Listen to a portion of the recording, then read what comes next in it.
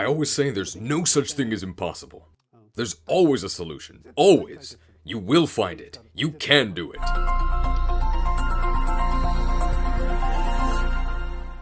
As a researcher in basic science, my particular area of interest has been in design and synthesis of novel phase transition materials. One important aspect in this research is awareness. When you talk to people, you become aware that your research may be useful for certain purposes. Such communication with others is extremely valuable. Our job is to produce new materials. So far, we have developed more than 500 compounds. Our goal is to develop magnets with completely new types of properties, such as photofunctionality, potent ferroelectricity, ion conductivity, or molecular sensitivity.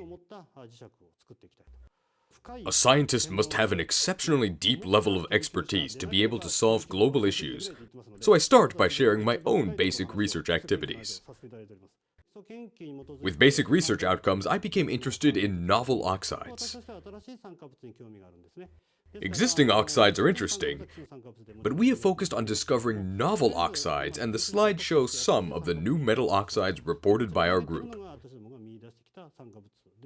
Deep fundamental research and applied research already go hand in hand. Awareness born from basic research is a bridge to societal contribution.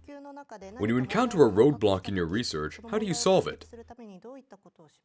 I always say there's no such thing as impossible. There's always a solution. Always. You will find it. You can do it. As long as you believe that, you haven't lost. Explaining why you can't is a waste of time. Time better spent trying to make progress, no matter how little. When you go out into society, try to expand your network as much as possible. Whether it's academia or industry, create a network where you have go-to contacts that can rise to the occasion.